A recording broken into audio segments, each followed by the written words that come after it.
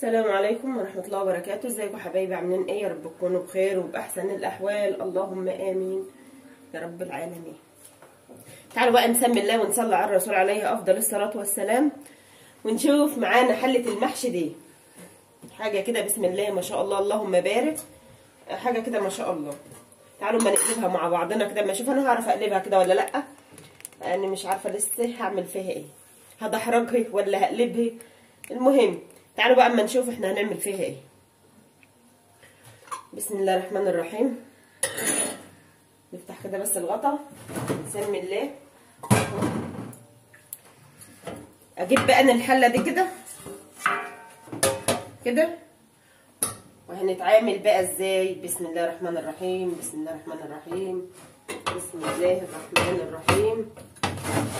لا مش نافع خالص خالص خالص. تمام، بس انا عاوزه اقلبها برضه، انا عاوزه اقلبها. هشوف انا هقلبها ولا هقلب الدنيا ولا هعمل ايه بالظبط. تعالوا كده نسمي الله. بسم الله الرحمن الرحيم. دحرجها وخلاص يا ام فرح، شكلها كده هتتدحرج او هقلبها، مش عارفه الدنيا هيبقى فيها ايه لسه. اهي بسم الله الرحمن الرحيم، بسم الله الرحمن الرحيم، بسم الله الرحمن الرحيم. مجهود جامد جدا. بسم الله الرحمن الرحيم. ندق كده عليها، هي لسه سخنه اهي، نشوف عريتها عامله ايه. اهي بسم الله الرحمن الرحيم، اللهم بارك. قلبها فرخه. بسم الله بسم الله بسم الله.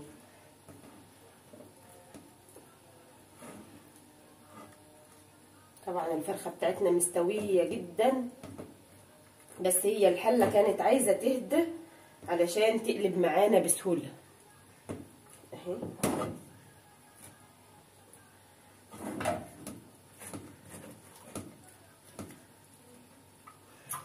بقيت الحله معايا في بقيت الفرخه بتاعتي لازقه. ايه رايكم بقى فيا الشطاره بتاعتي دي؟ اهي شايفينه؟ بسم الله ما شاء الله، اللهم بارك. اهو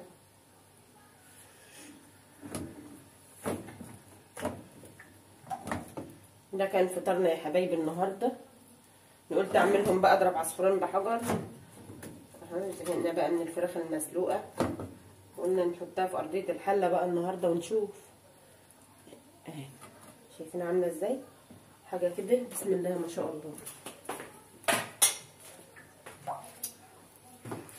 عملت معاها ايه بقى مع المحشي والفراخ بتاعتنا دي؟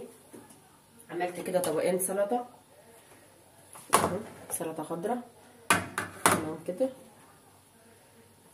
ومخلل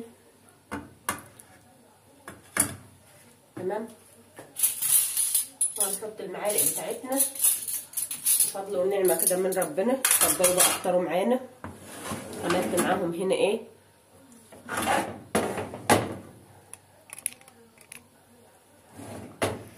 عملت هنا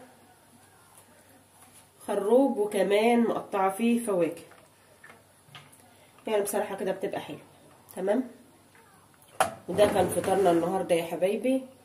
يا رب تقدروا تستفيدوا مني باي حاجه.